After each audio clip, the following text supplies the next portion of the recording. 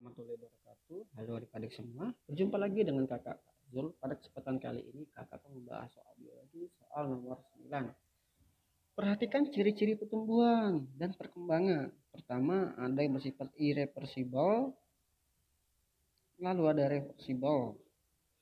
Yang pertama ada irreversible, yang kedua itu ada reversible,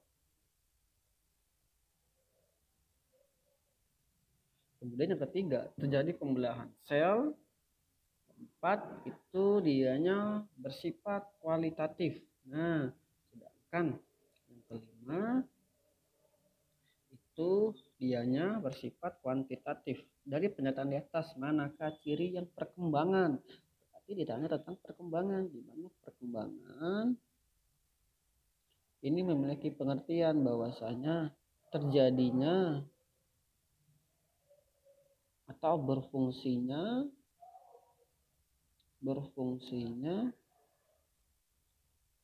organ suatu makhluk hidup. Nah, berarti organ tadi yang awalnya belum berfungsi kemudian berfungsi. Contohnya itu seperti daripada kalau manusia itu dimulai dari bayi misalnya, lalu menuju balita misalnya, lalu menuju anak-anak misalnya, lalu menuju remaja, lalu dewasa, hingga ke lansia. Nah, kenapa ini bersifat perkembangan? Karena bayi ini awalnya belum bisa memakan makanan lain, di mana bayi masih bersifat minum ASI misalnya, sedangkan balita sudah mulai bisa memakan makanan non ASI sehingga lambungnya ataupun organ pencernaan yang sudah mulai berfungsi, sedangkan anak-anak sudah mulai bisa berbicara, sudah mulai bisa berhitung atau mengenal orang misalnya. Kemudian remaja sudah mengalami pertumbuhan primer, kemudian telah mengalami perkembangan baik itu secara fisik dan juga mental. Kemudian dewasa, pemikirannya sudah lebih maju, dan juga lansia di mana mengalami kemunduran atau kembali lagi mungkin ke fase bayi. Nah, di mana perkembangan ini dianya pertama bersifat kualitatif. Apa itu kualitatif? Berarti dianya bersifat kualitas, di mana kualitas suatu makhluk hidup bertambah. Misalnya nih dari anak-anak remaja, apa yang bertambah?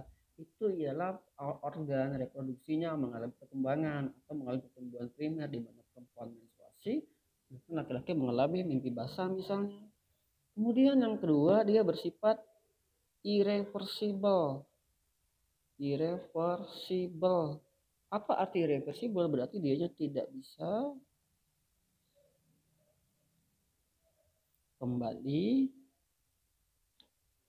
ke posisi atau bentuk atau juga boleh volume ke awal. Berarti dari remaja tidak bisa kembali ke anak-anak, atau lansia tidak bisa kembali ke fase bayi, di mana bayi tidak bisa berjalan sedangkan lansia sudah mulai bisa berjalan walau berjalannya tadi tertatih atau terganggu. Nah, berarti opsi yang tepat itu yang satu. Lalu ada lagi yang 4. Tuh dianya, berarti opsi yang tepat adalah yang B. Nah, adik-adik, sekian penjelasan kakak untuk soal nomor 9. Kakak akhiri. Wassalamualaikum warahmatullahi wabarakatuh.